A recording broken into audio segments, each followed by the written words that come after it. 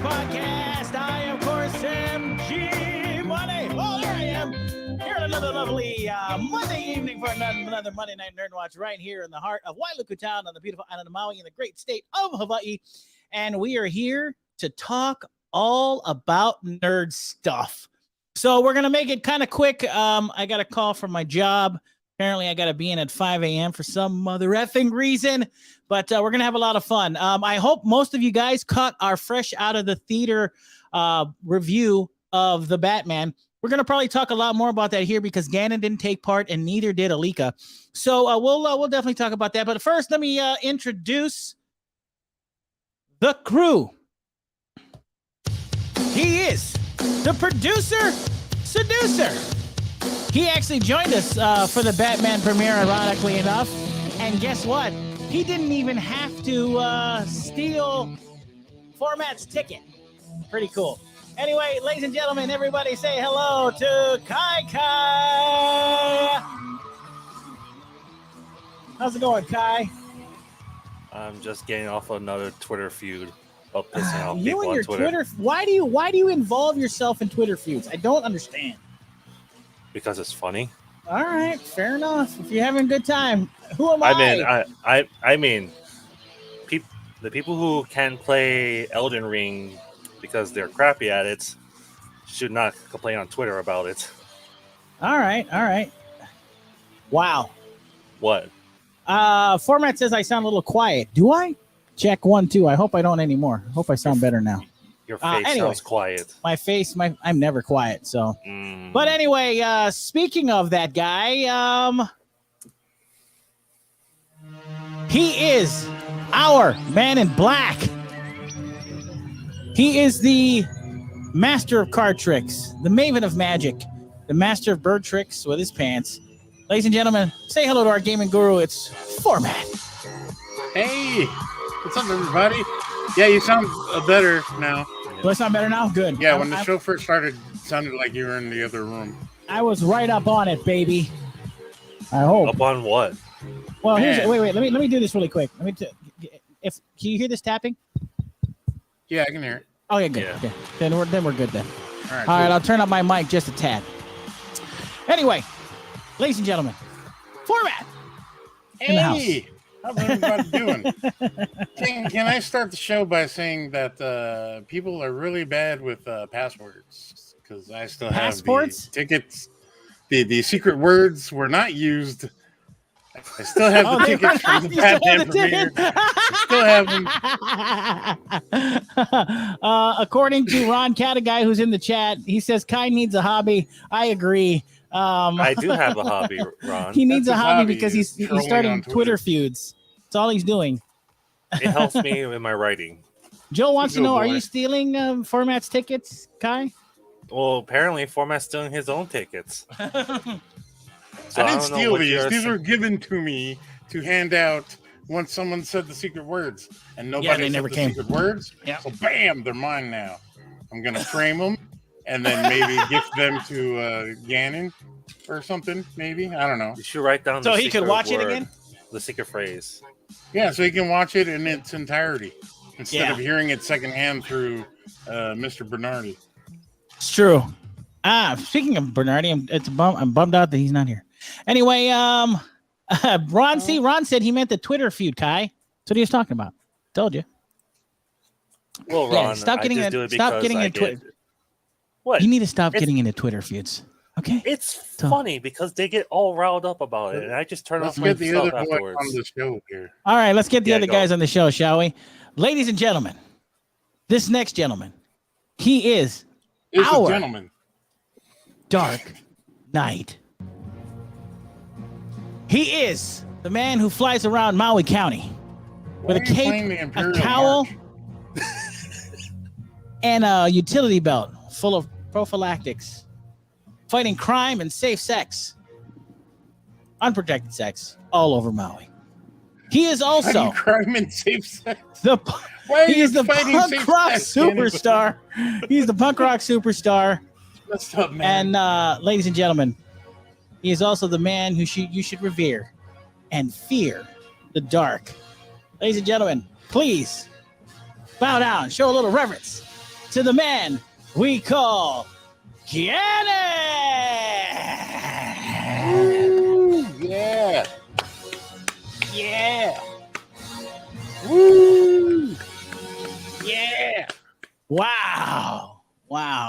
Gannon gets new theme music. Unbelievable. I just like to say that if Kai really wants to work on his writing, maybe do it in a place where he doesn't only get to work with 144 characters. It's true. Didn't they double it though on Twitter? Isn't it like 280 now or something? I think only grandpas use Twitter, so I don't know.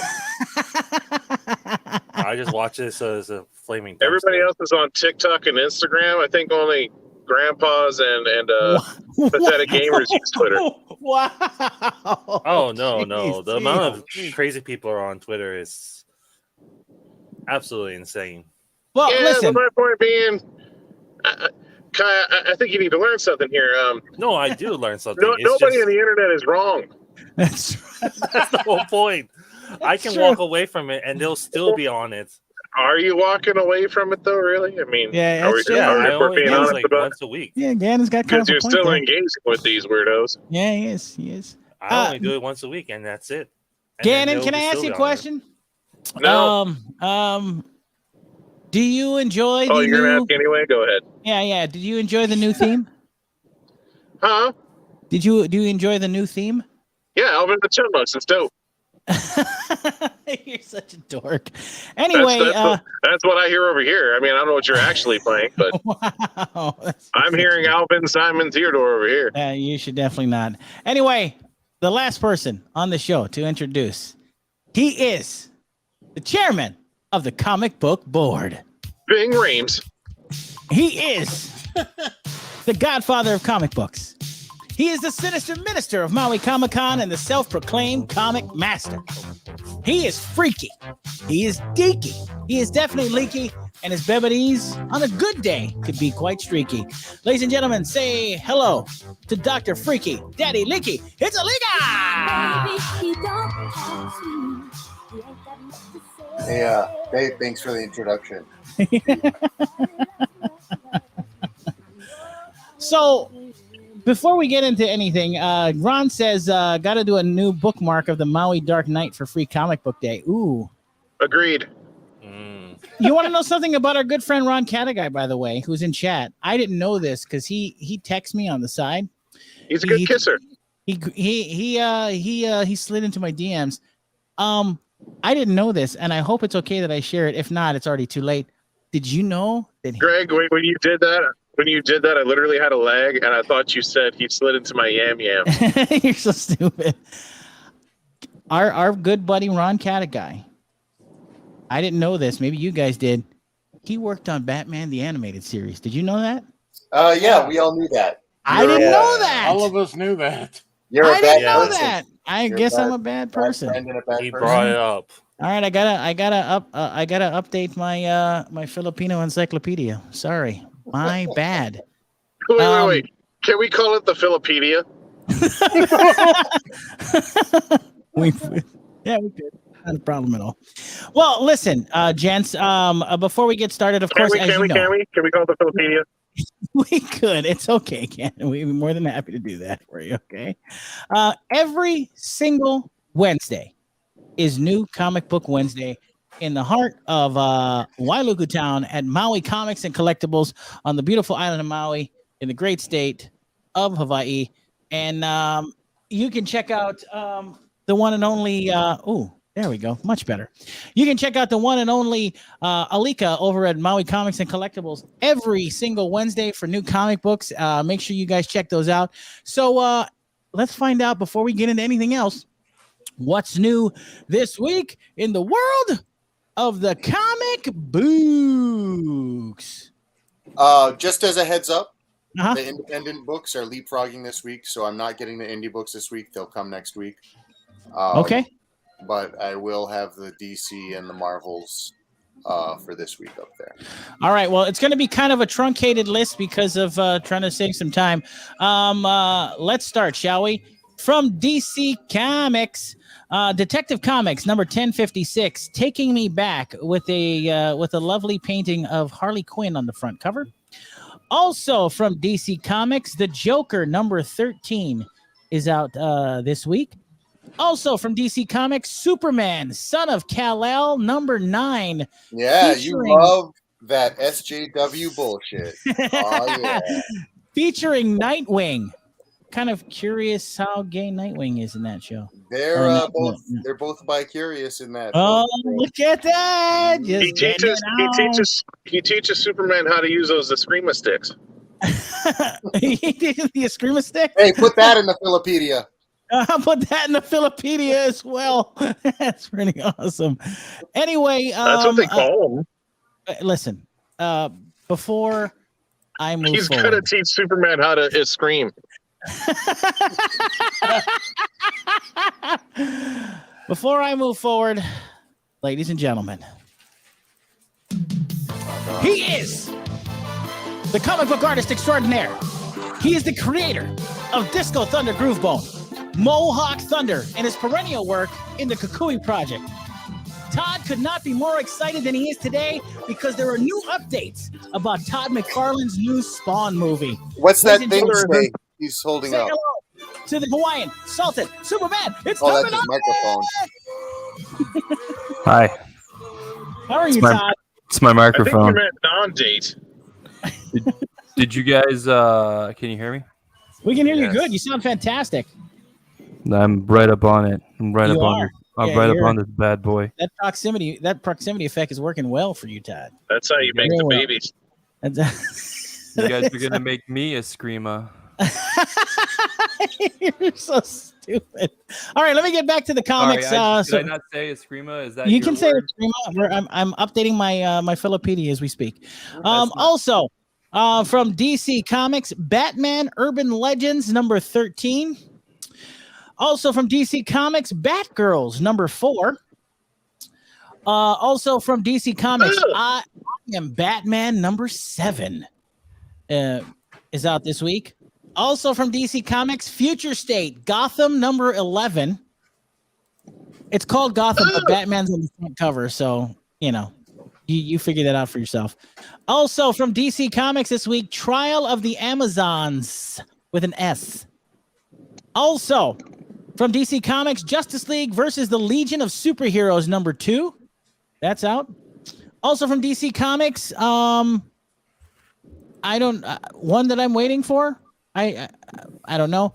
Nubia and the Amazons number 6 is out this week. Hey, Greg. Yeah. What's a Nubia? Listen, don't steal my joke. I did that to Phormat before. Don't steal my joke. Oh, really? Oh, man. Yeah, I did. Also, from DC Comics. I don't think it's your joke, though. I mean, well, listen, Kevin Smith. I'm taking it back. Hey, he said, "What's a Nubia?" and I said, "What's a Nubia?" There's a big difference. Original. Yeah, completely. I don't know. Stop Maybe in taking the away Philopedia. Stop, But, stop taking away my thunder. Yeah. You sound like a real noob. Fair enough. Also from DC Comics, Superman versus Lobo number 3. Woo. Yeah. Back Also together from again. yeah. Also from DC Comics. Those are What? Treasury edition sized, Oh wow. like magazine sized. Also from DC Comics, the Batman and Scooby-Doo Mysteries number 12. Hopefully this comic is doing much better than the television series that the comic book is based on, or I should vice versa. Naomi season 2 number 1 is out this Is week. the show not doing well? The show is not doing well at all. I didn't even know there was a show. Yeah, what is the show on, by the way? What streaming service is it on? CW. The CW, dude. Ew. Oh, it's on why. CW. Yeah, Yeah. that's why. Nobody watches TV anymore. What the hell? I know. All right, moving on to some Marvel comics. From Marvel, The Amazing Spider-Man number 92. Yeah. Sure is. It looks like a cool cover, to be honest. Yeah, And we're in the middle of the Red Goblin, the Goblin Queen saga. Yeah, it looks super cool. Yeah. Also from Marvel Comics, Thor number 23. Also, Cates, Devil's. you guys were gonna say, Gannon? Yeah. Well, don't get me started on Donny Cates. I can go You off love on a Donny diatribe. Cates. Yeah. Also, from Marvel Comics, Devil's Reign number 5. Also, Nice. Venom number 6. Also, X Deaths of Wolverine number 4. Mhm. And get this, also from Marvel Comics, X Lives of Wolverine number 4. They know how to milk that tit from both sides. So stupid. How do you milk it tit from both sides, Alika? That is Show us so on yourself. dumb. Oh man. Also from Marvel Comics, Eternals number 10. I don't know which one of you guys was waiting for this, but this week Marvel Comics is releasing Strange Academy number 17. That's out. Yeah. Also for Marvel Comics, Punisher number 1 is out this week. That's Did you the say new Strange one. Academy? Yes, I did. Yeah, Strange Academy Oh, okay, 17. Yeah, somebody was looking forward to that. That Also was me. from That was me. yeah, okay. Also for Marvel Comics, Devil's Reign Moon Knight number 1. Cool. Also for Marvel Comics, Somehow it Sabretooth. sounds racist when you say that. I don't know why. Yeah, a lot of stuff sounds racist when G says it. Marvel Moon Comics. Knight as 2 words doesn't sound racist, but somehow when Greg says it, it sounds like it. Well, let's try the next one. Sabretooth number 2 is out Get this rid of week. all these Moon Knights. Also for Marvel Comics, Spider-Gwen. Tooth? Yes, With an F? Sabretooth. Did say that. Sabretooth. That's Oh, number man. 2. Marvel Comics, Spider-Gwen, Gwenverse number 1. Like she needs a universe? What the That's Okay. I know, yeah. It's like a big crossover thing. David Nakayama's doing the cover though, which is amazing. So Well, Some DNA. That's thank nice. God for small favors. what? Also from Marvel Comics, X-Men Legends number 12. Also, speaking of really quick, did you guys know? I mean, you guys probably know. I mean, Alika probably knows. They are creating a new X-Men cartoon for Disney Plus based I on the brought that up 1997 X-Men. Yeah. Like what X-Men the frick? 97. Wow, it's crazy. It's mentioned on the pod before. We've talked about it. All right. Dude, didn't you bring it up? You might have, yeah. I might have. There's a lot of information that I bring up that I forget. You're Remember, going to I'm old. start tattooing these things to you so you don't have to have us remind you. Okay. Mm-hmm. Well, coming out from Marvel Comics, X-Men Legends number 12. Or did I do that one already? Yeah, you did that one. Already. Okay. All right. Also from Marvel Comics, Star Wars Crimson Reign number 3. Boy, Crimson Reign. Star Wars has got a Crimson Reign. So does apparently Kingpin, and I don't know what the hell's going on. Marvel Comics, Hawkeye, Kate Bishop. Isn't that what they're calling the Ukrainian invasion right now, Crimson Reign? Listen, Todd, we don't make jokes like that in the middle of a conflict. All right, Todd? That is not allowed. Don't do that. All right. Anyway, also from Marvel Comics, You mean Devils. I'm not allowed to joke about your buddy Putin? It's my buddy. It's Hilarious. poutine. It's poutine. Also from Marvel Comics, Devil's Reign Superior 4, number 3. I don't know who the hell that is. Also from Marvel Comics, Captain Carter, number 1. Also from Marvel Comics, Han Solo and Chewbacca, number 1. Yeah, Chewbacca. That's pretty awesome. Yeah, that pretty much runs the gamut for Marvel Comics. A couple more that I'm going to get to just for Todd's sake because he's here. From Image Comics, Spawn number 327 is out this week. Oh, is it Is it? All right. Is that, what do they call it? It's isn't that like the one and only Spawn number 327? Yeah, I think something like that. There's no modifier on the Spawn book yet. There's no modifiers on the Spawn book. Todd tells me there is Incredible every week. All right. Also from Image Comics, Lady Mechanica, the Monster of the Ministry of Hell, number 3. I am not getting any copies of that. Lady Mechanica. Nobody's clamoring for Lady Mechanica right now. Well, who clamors for girls in comics? Weird. That title gets really popular around Free Comic Book Day. Yeah. But the rest of the year, nothing. They seem to have a Free Comic Book Day book every year. It's crazy. Also from Image Comics, a comic called Ant number 3. Ant number 3, and on the cover is will somebody shut that freaking dog up? Mute your damn mic. Holy crap. Ant, I think Todd knows it better, but Ant was a property that Eric Larson purchased, so he's been putting that out. Oh yeah, it's got Spawn on the front cover and some other dude with a spider on his face, and he's in a white suit or something. That's Spider Spawn. Spider Spawn, is that what that is? Well, I'm not gonna read it because Eric Larson's a jerk. That's why. What did he ever do to you? What are you talking about? He was a prick to our friend David Michelini. Jerk. Oh, Yeah. So Eric Larson can suck it. Eric Larson was sticking up for artists, being creators too. Oh, great. They're creators. They're people too, Greg. Right. Okay. Of course you take his side. Of course. Out of the two guys, David Michelini is a sweetheart. I can't say anything bad about that guy.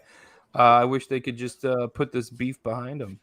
Well, too much of this East Coast West Coast rap kind of thing. That's what I'm saying, Doug. Hey, listen. Well, you ring up Eric Larson and tell him stop being a dick.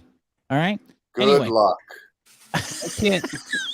Hey, Greg, every week I tell you to stop being a dick, and you ignore me. So that's a good point. Nobody's listening to me. Well, last but not least, he is a high performance dick. No, he's not. Wait, hold on. Wait, Greg is a high performance dick? No. Not penis wise of being a dick. I'm a high functioning dick. There's a difference. You're not nobody at the age of 65 has a high functioning dick. Right, Greg? What does that even mean? Does it have racing stripes? I think that's there is some discoloration, high but I wouldn't call it racing stripes. Yeah, no, that's only high performance has stripes. All right. Wait, do Italians have pinstripes? It's possible. Ooh. It's a good point. It's possible. Last two comics on the list before we move on. From Oni Press, Rick and Morty Infinity Hour #1. Oh, and sick. how incredibly timely from Antarctic Press, World War III Battle of Hokkaido #1 is out this week as well. So, ladies and gentlemen, that was your comic book list for the week. Go ahead and pick up a couple of comics and do it at our good friend at Maui Comics and Collectibles in the heart of Wailuku Town in Request Music.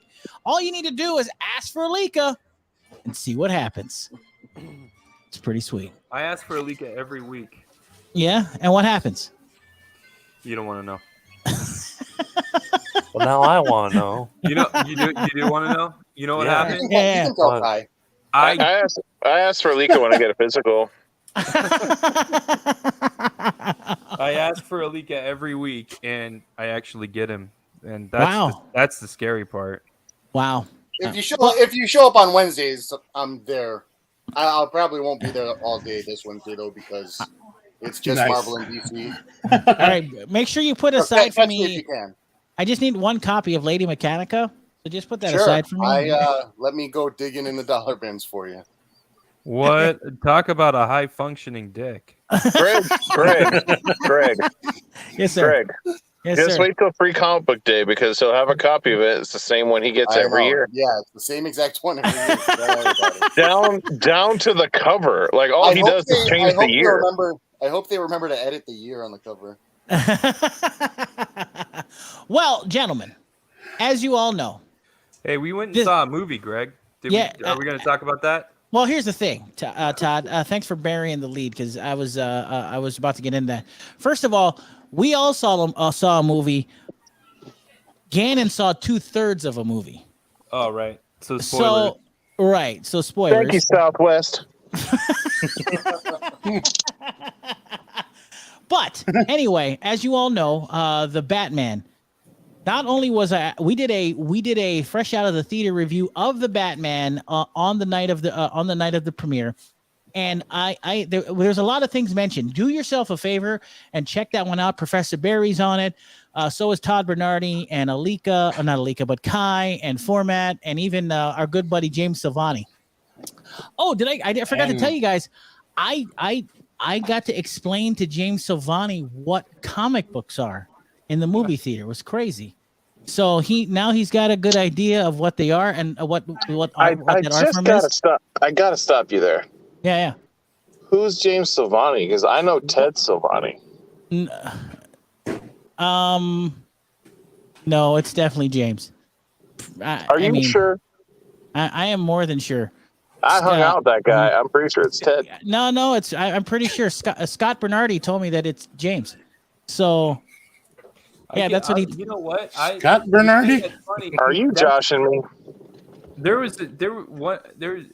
I've gotten Scott all my life. People are always calling me Scott, and then I correct them. I'm like, no, my name's Todd, and they're like, you don't look like a Todd. You look like a Scott. No, you definitely look like a Todd. I get Mike a lot. You guys know me, so yeah, it's true. But I look like, I mean, people don't want to believe that I'm a Todd. They want to think that I'm Scott or Mike or. Well, listen, before I forget, I get Ty a lot. Ty? You sound like me Ty. You do not look like a Ty. I look like at all. Apparently, that's what they call me. That's Ty's a guy. Ty's an incredibly white blonde guy with washboard abs that thinks he can surf. Okay, I got 2 out of 3. There is something I want to mention. The abs, and I think I can surf. I do want to mention because we were talking about it last week. If you don't know by now, and if you're listening and obviously watching, we got our Facebook NERDWatch page restored. Our NERDWatch Facebook page was restored. We have a feeling that it was maliciously taken down, and it looks like Facebook NERDWatch corrected. 2020 guys, I'm telling you. Yeah, Facebook corrected that injustice post haste, so that was good. And Todd, don't ever do that again. No, I'm really shocked that. I mean, it seems like the Russians would have better things to do than. Well, I tell you what, I think we have to give credit to somebody, because if it was malicious, I think Alika was on to NERDWatch 2020 way before we were. So yeah. You remember when I used to know all those guys' names? That was fun. I gotta tell you though, Greg, I think Todd's right, because if you're gonna start a Ukrainian invasion, step one is taking down the NERDWatch page. You're such an idiot. Well, I mean, I think you're closer than you think, because they probably looked at the list of all the Limbaugh School graduates. I was part of the Advanced Conservative Studies group, so to be fair. Advanced Conservative. There's nothing advanced about you, Greg. Anyway, listen. Our Facebook page has been restored. That's like oh man, there's so many things that I can't. There's too many jokes, Greg. Too many. I'm short circuiting. Oh my God! I can hear it. You're slurring your words. Oh, son of a! All right, listen. I just want to say our Facebook page has been restored. Please follow it. Please like it. Tell your friends and neighbors to, of course, follow and like it if they like nerd stuff. Great reviews have already gone up. Aron's review of the Batman is up as well. And Professor Barry's is too. Up our own page, because I don't ever see any of that stuff. It's all there, man. It's all there now. It's pretty exciting. But as Aron, I like that you didn't address that I wasn't blocked or not. Yeah. What'd you say, Alika? It's all there. It's all there. You're just never going to see it. Aron blocked him. That's right. Yeah. That's right. Alika's right. Aron blocked Gannon. I don't think he can. Cool. He doesn't have the authority to do that. But anyway, I don't believe you. As we know, this week was a very big movie release. Surprisingly, coming early in March, we have, of course, the new Batman arriving early in March. Paw Patrol. I have to tell you something. Just really quick. Please listen to the Fresh Out of the Theater Batman review that we put up. It's spectacular. We'll definitely go into more detail on that. Yeah, it's called Fresh Out of the Theater. Well, it's going to be like a running series when we do that. It's going to be called Fresh Out of the Theater, the Batman review. But I have to say something. Batman, and Todd was right, because on that show, on that review, I said that the Batman movie wasn't going to make a ton of money. Boy, was I wrong. Todd was absolutely. Why wouldn't it? It was the most hyped thing going. Even if the movie sucked, it would have made money. Well, but here's the thing: it's done much more than that. It's gone beyond expectations. The reason why it has the biggest weekend opening in, I guess, since COVID. So it's huge. It's already practically even made bigger back. than No Way Home? That doesn't sound right. No. The weekend box office was bigger. It's according to what I was reading, unless I read it wrong. So the Batman made big bucks, and not only the Batman make big bucks, it also has been getting overwhelmingly positive reviews. So Todd was right. I was completely wrong. The reason why I didn't think it was going to make money is because I thought it was too dark and gritty, and it's not like parents can take their kids to go see this Batman movie. I definitely don't think they should. That's what I mean. So that's why I was thinking that this wasn't going to be the case. Not even because the subject matter. It's actually pretty boring if you're a kid. There's not a lot of action in it. Exactly. And that's why I was like, I thought Todd was, I thought that the movie wasn't going to make a lot of money this weekend, but I was wrong. It did great. It did gangbusters. It's practically made back its budget already. So it's already successful. Well, It'll make. It did and it didn't. You got to remember that the budget is actually double, or in this case, probably even triple, just because of what they spent on marketing. No, you got to. Every movie is, but you have to remember too. What's interesting about this is that the Batman will be showing up on HBO Max on April 19th. So it's going to make. Theaters love that. Yep. So it's going to be making a heck of a lot of money in that time, because surprisingly enough, that movie, like I said, did incredible box office. And now with, of course, as we know, COVID restrictions kind of receding in the background, more people are going to the movies. And so this made a heck of a lot of money. Now, we didn't get a chance to talk to Alika or Gannon about this. Mine, Kai's, Phormat's, and Todd's thoughts are on that fresh out of the theater Batman review. We'll talk about it a little bit, but I do want to get Alika and Gannon's take on the Batman, because of course, as we know, Gannon is a huge he's a definite Batman mark. But I want to go to Alika first, since he saw the whole movie. Wait. Before you let Alika start, there's just one thing I want to say. What? Vin Diesel's real name is Mark Sinclair. Go ahead, Alika. Well, shit, I forgot what I was going to say now. All I got about is Vin Diesel's real name. It's about family. So Mark, Sinclair family. Mark, what did you think? No, I'm just kidding. My real name is Mark Sinclair. I have no review now. What the hell? No, isn't it? I'm only saying that because isn't it weird that a guy who has a name that already sounds like a porn star's name, his real name sounds like a porn name too? Kind of does. It wasn't corny in the way he wanted it to be. Mm-hmm.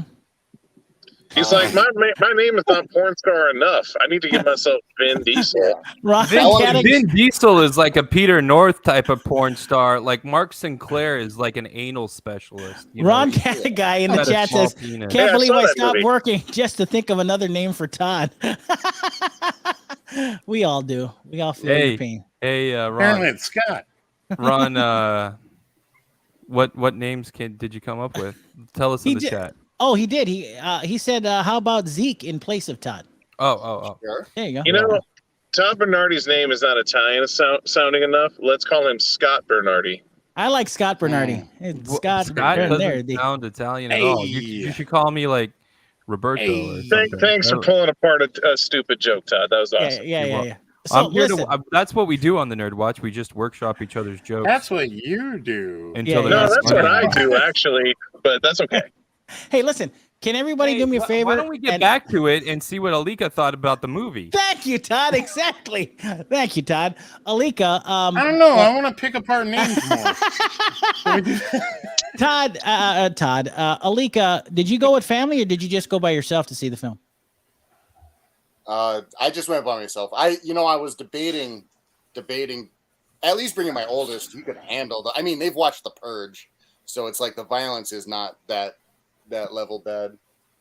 So what were your thoughts and your biggest takeaways after watching the Batman? Absolutely loved it because I was just like from the beginning. It got what I really was expecting. It's so hard to hit that like of a Batman movie that he was more real. Like everything they went through was very real. From the way that people felt about him and all, like the way they just set up this whole world was just so, it was so complete. And they, the natural comic book mind, like when you're watching something, you just want to pick it apart and be like, oh, this shouldn't be like that in this world, or that guy shouldn't have been this, and everything just had you so in there. And like the pitch meetings, the Screen Rant pitch meetings, where the producer is like hearing something he likes and he goes, wow, wow, wow, wow, wow, wow, wow. that was pretty much just me the whole movie, because it was just, I loved it.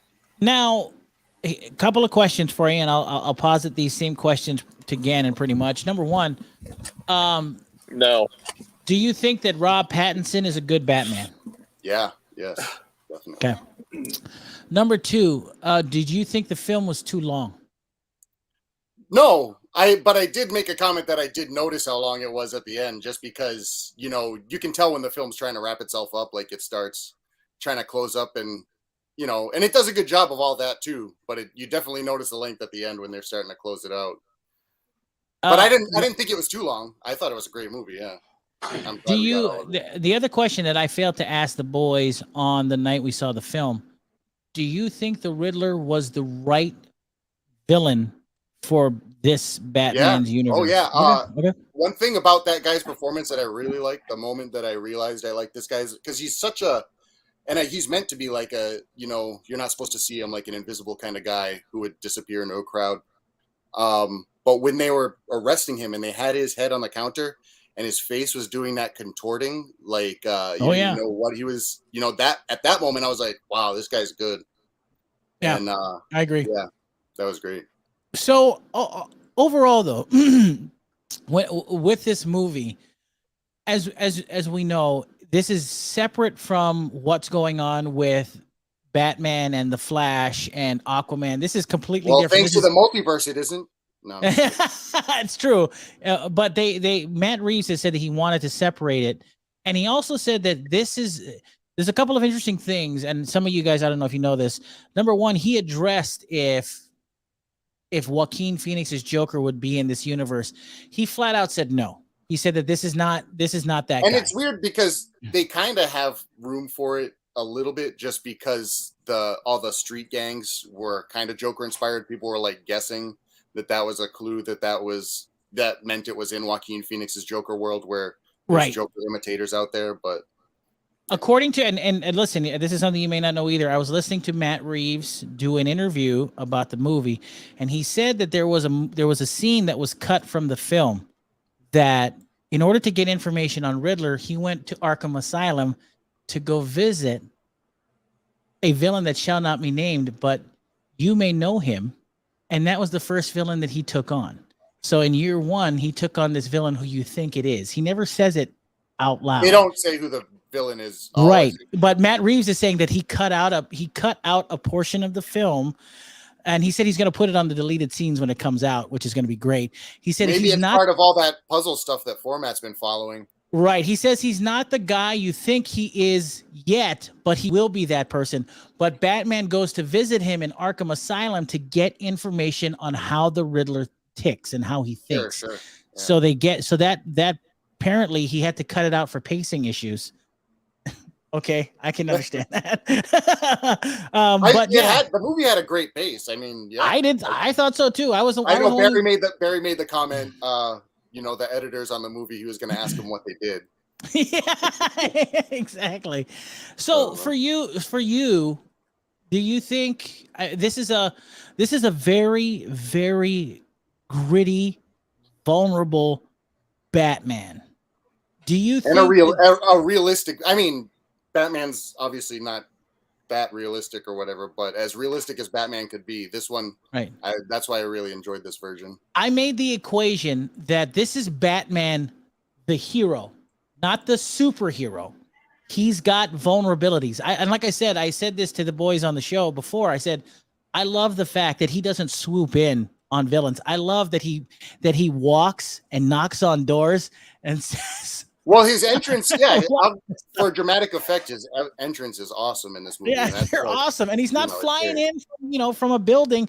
He's just because he's only walking into one site at that one night, but they flash to all the other crime scenes that night with people looking into the darkness, and they see I thought that was awesome. Yeah.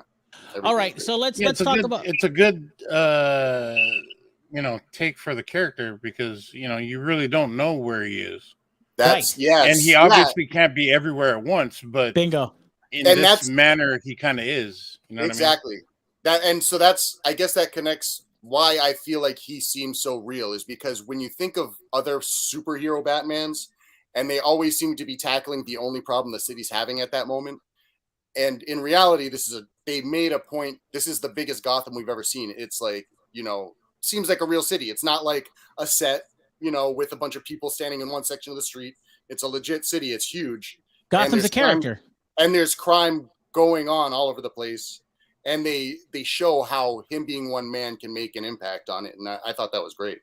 They made his impact make sense. Now, before I Instead get of just one random vigilante going around and solving one crime each night, Right. Now, before I move on to Gannon, I do want to ask, was there anything negative about this film that you didn't like?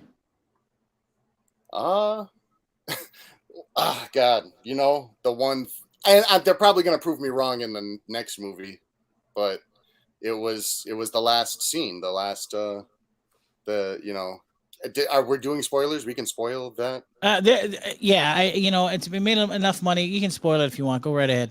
It's made enough money. It's made enough money. So yeah, when he's talking in the cell at Arkham, and it's implied that that's the Joker that he's talking to, and the guy they got casted for that. I'm not exactly eager to see that, and I didn't see anything and I know we only saw him in silhouette, and there wasn't much of an opportunity for him to do much acting with that. But nothing in that kind of inspired any excitement either for me. Can I be honest? It looked like, and maybe I'm wrong, but it didn't look like the Joker. It looked like Two-Face. If you look at it, he's a little mangled, and he looks like Two-Face. I didn't really. I mean, I could be wrong about that. Glad somebody said it. I didn't get Two-Face at all. Really? You gotta watch it again. You do see that his hair is a little green, right? I saw that. I saw that as well. I love Two-Face doesn't have green hair. Two-Face's hair. Two-Face's hair is a little green in the comic books. But it's also never consistently that. I loved his line though. How he I want to tell you a riddle, and then that was a nice moment. And again, great movie, well written. But yeah, I wasn't. That's the one thing I'm not eager to is him as the Joker, maybe. But they'll probably prove me wrong in the next movie. That's it. Fair enough. Gannon, you've watched. As soon as I go again, screw you. That's his review of Batman. That's his review of Batman. What the frick? Anyway, okay, there showed you. Jeez. Anyway, Gannon, we did get to see 2/3 of this film, and then the first third of the film, you had Todd whispering sweet nothings about the subject matter. Again, thank you, Southwest. So I can't rave enough about an airliner that keeps you stuck on a runway on Maui for 5 hours straight. Yeah. Well, the thing is that Todd was sipping Mai Tais in the first class lounge, waiting for you, which was pretty amazing. It was free espresso, guys. It wasn't Mai Tais. All right. There is a pretty big difference between those two things, Greg. All right. I thought it was. I know you're not classy enough to know what those things are, but they are very different things. Now, Gannon, I know you're probably going to watch it again sometime soon. But what are your overall thoughts on the Batman?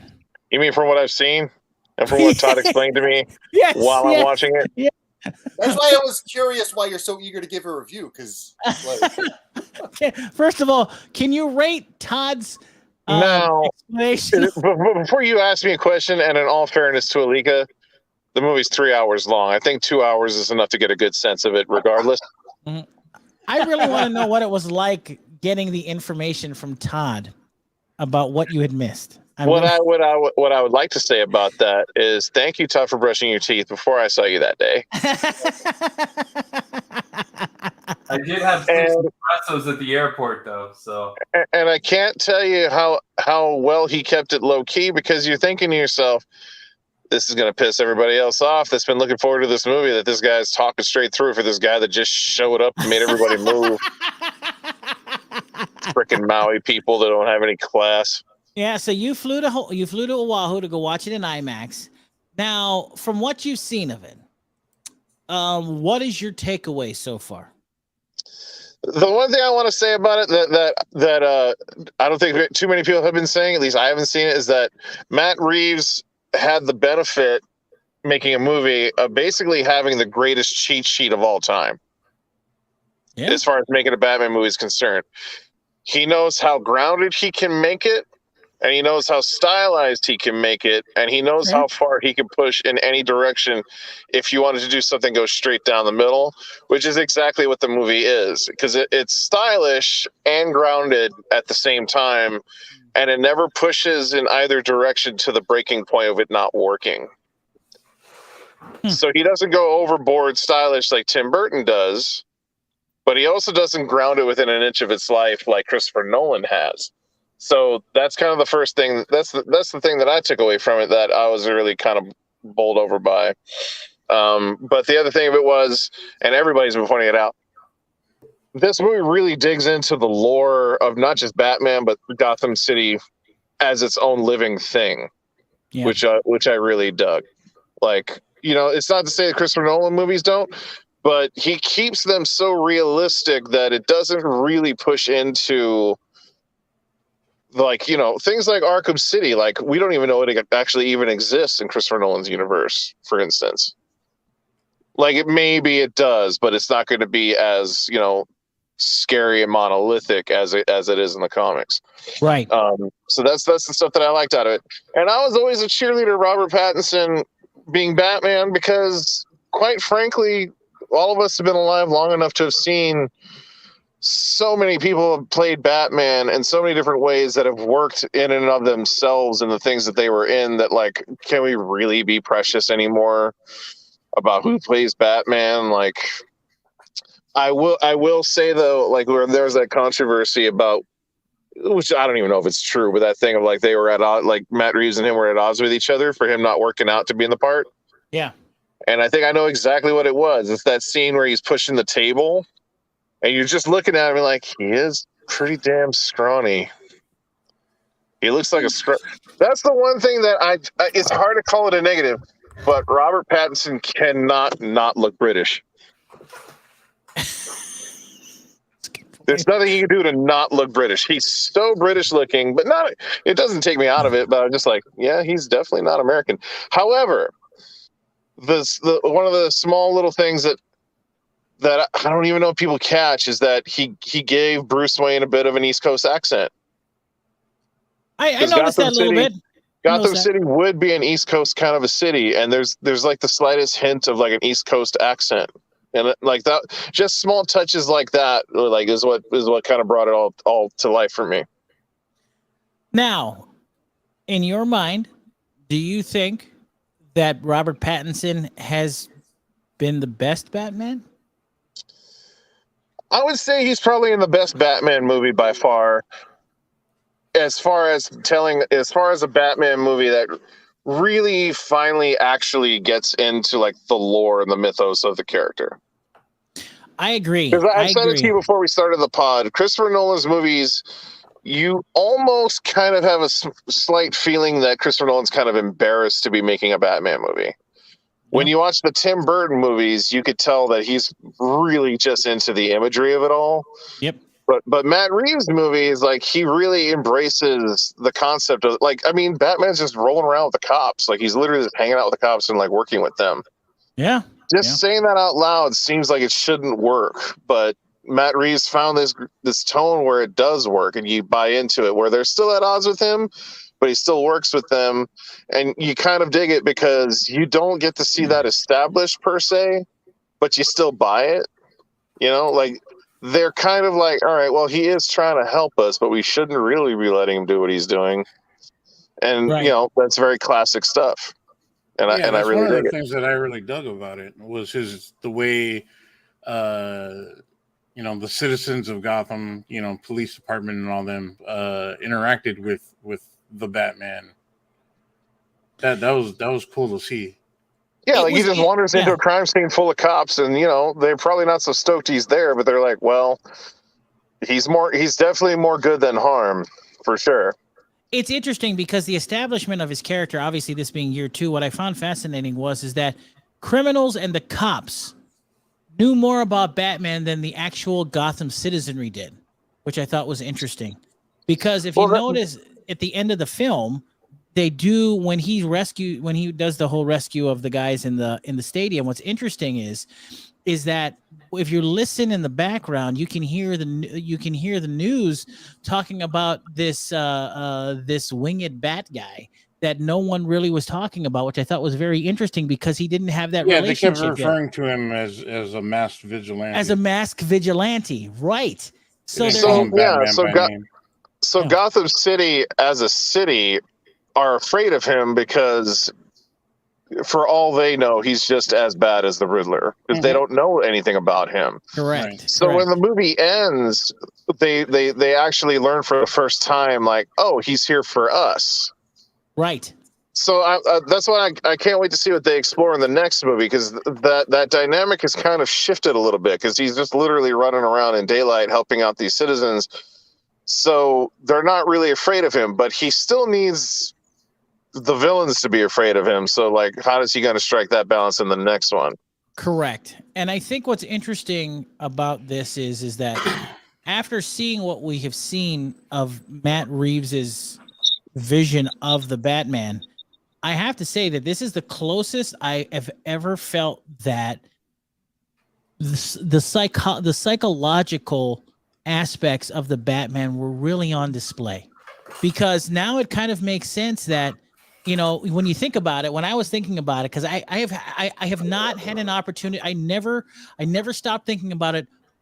The moment I haven't stopped thinking about it ever since I saw it. I swear to God, it's the craziest thing. Like, the psychology I thought was really cool, because now it's like, you know, maybe there's something psychologically up here that he's not right, because maybe he doesn't kill people because he gets a thrill off of putting guys in jail, getting them back out on the street, and repeating this cycle over and over, just like he puts guys in Arkham. Stereotypical view of him as a character. I mean, you know, in some cases he is that way, like in Frank Miller's books he is, but... Can I just make a note here that is actually literally one of the points that Friedrich Wertham makes in the trial that established the Comics Code Authority?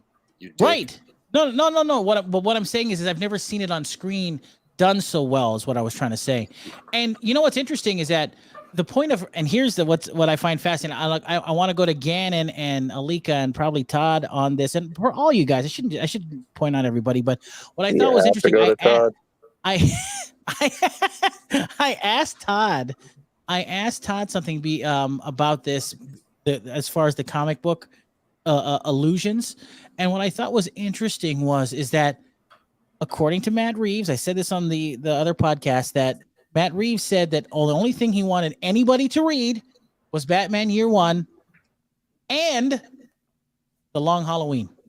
That's it. Ugh. Okay. So, yeah, I know. Now, Don't get me in Phormat started on that crap. It's the same top 10 every time there's a movie. I wish these filmmakers would actually not just read the books.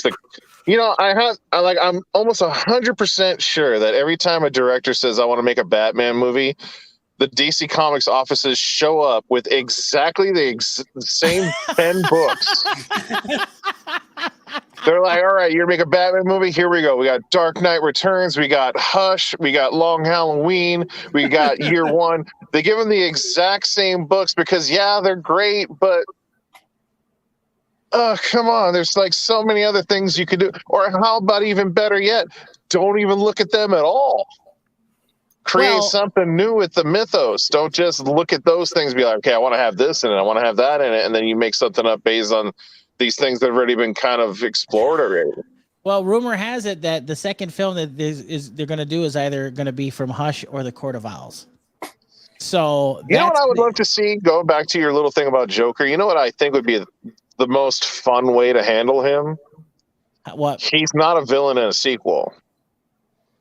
He's literally just always in Arkham. And anytime Batman locks somebody else up there, He's just he's there. like a Hannibal Lecter. Yeah. Exactly. Wow, that's kind of cool. I never And thought maybe about down the that. road he gets out and he'll be like the big main villain towards it. Like he's just biding his time, learning as much as he can about Batman from all these other people that Batman's encountering, because he's trying to learn how to deal with him himself. And the best way to do that is to just literally hang out in one place and talk to everybody that's dealt with him, and then he's gonna know, and he's just gonna put together in his head what he's gonna do about it. If they do That's it that crazy. way, that would be genius.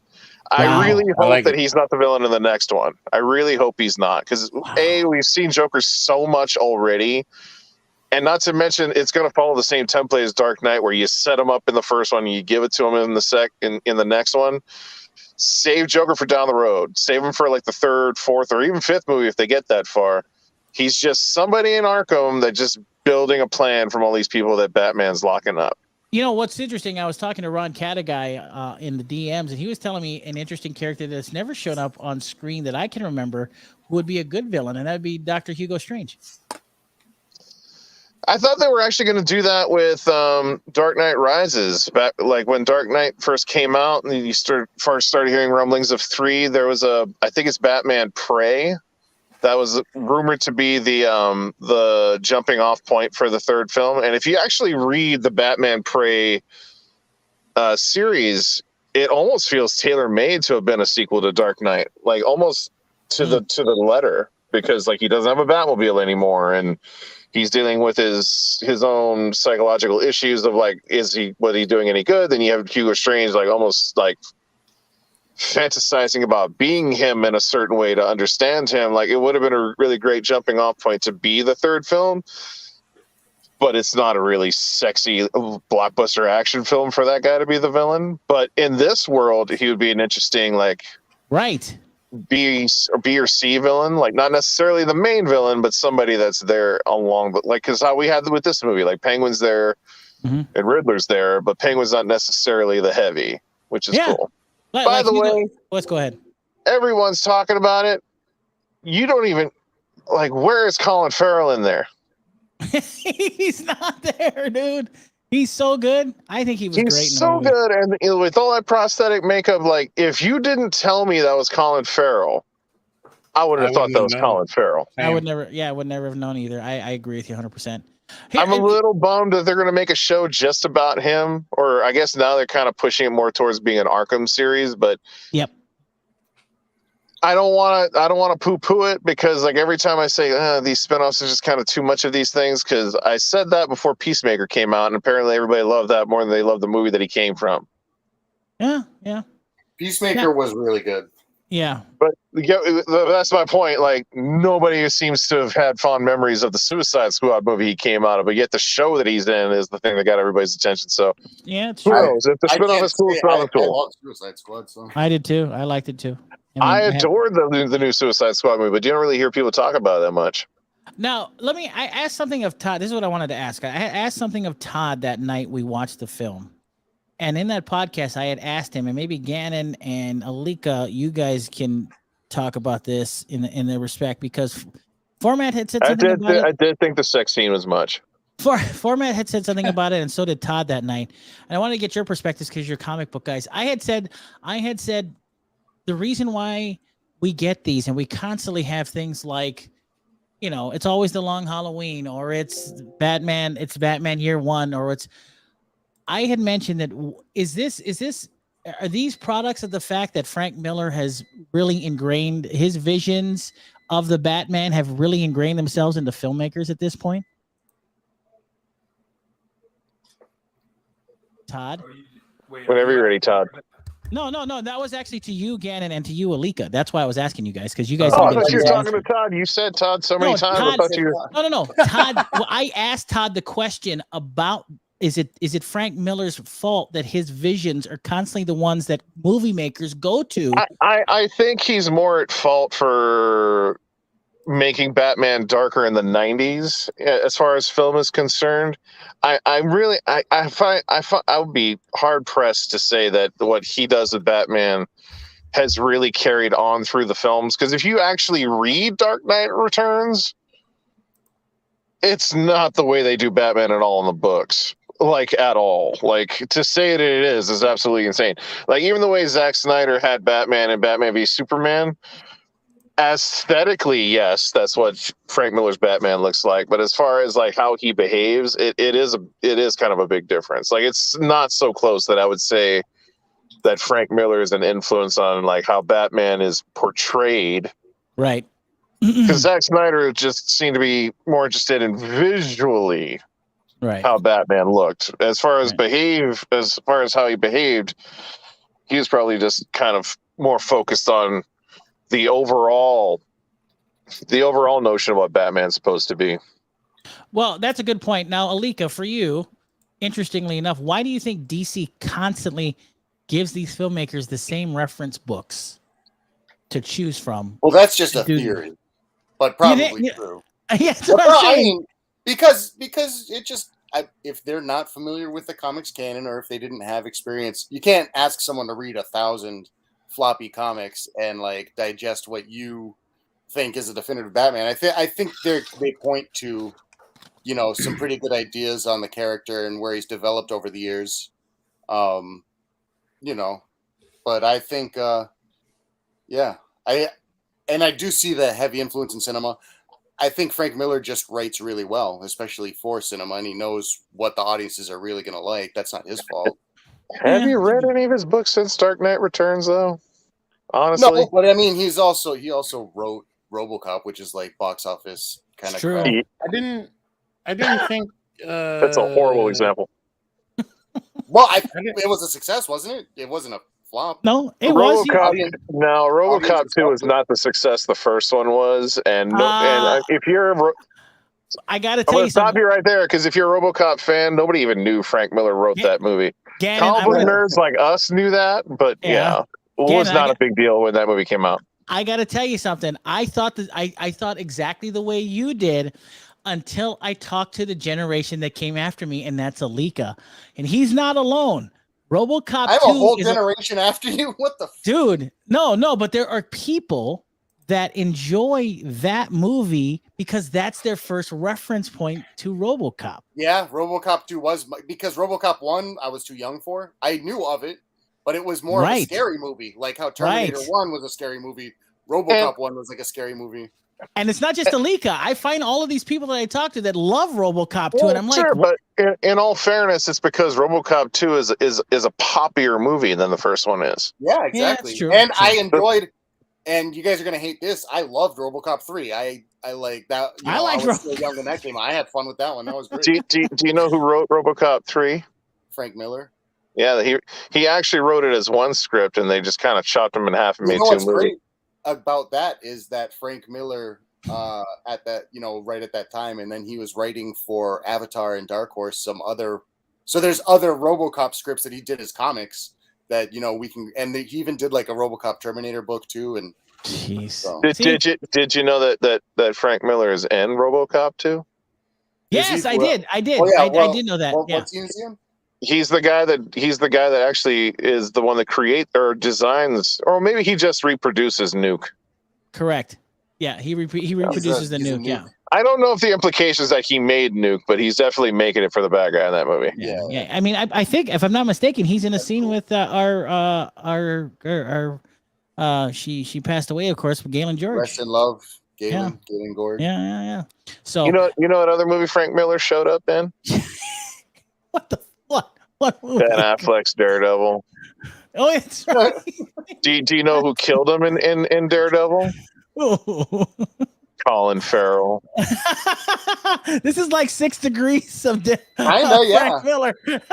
I was surprised you didn't get there first, Greg. Oh my god. These aren't exactly secrets. No, they're not secrets at all. It's hilarious.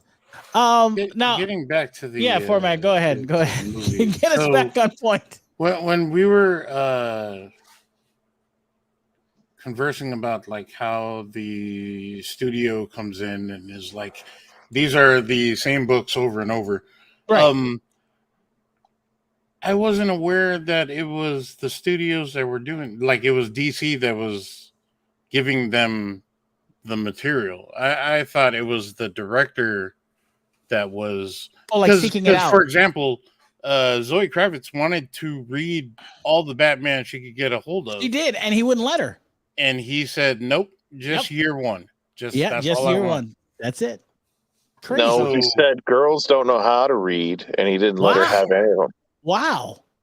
Hey, Matt Reeves said it, not me. Wow. Don't start that rumor. But that's that goes back to your point about everybody on Frank Miller's stuff, because that's all we seem to see is.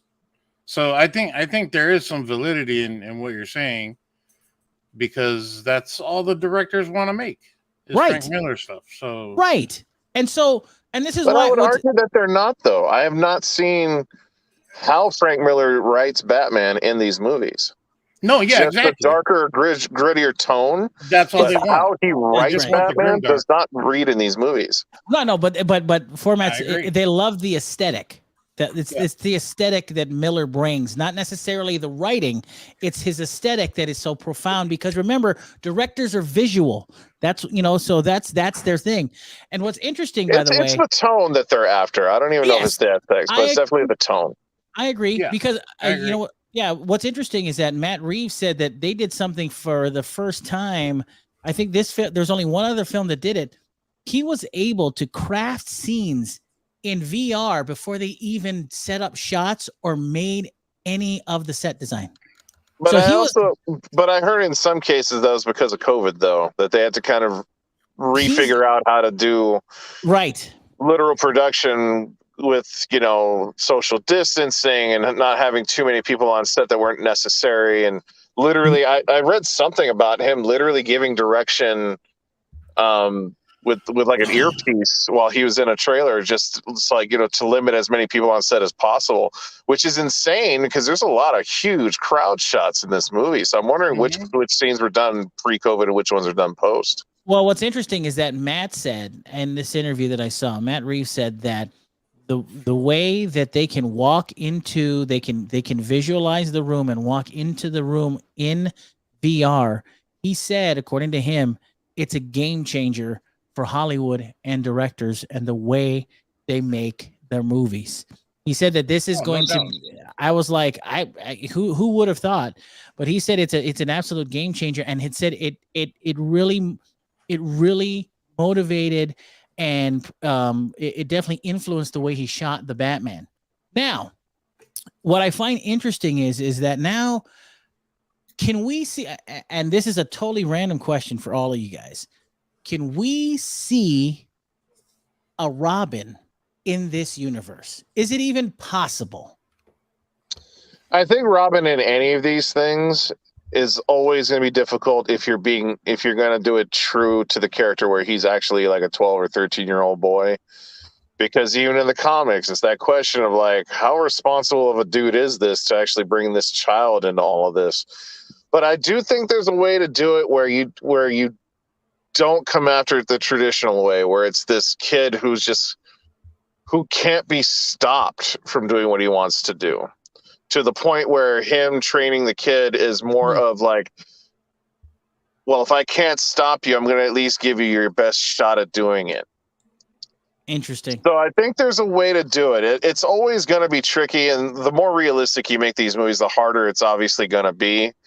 But I think in this particular world of Batman, I want to believe that there's a possible way to do it. And what's relieving about it is that even Pattinson himself said that if they're gonna do it, they need to do it right, where it's an actual 13-year-old boy and all that kind of stuff. Because he really does seem like he's actually read the books and has an idea of like what this should be like, which is kind of cool.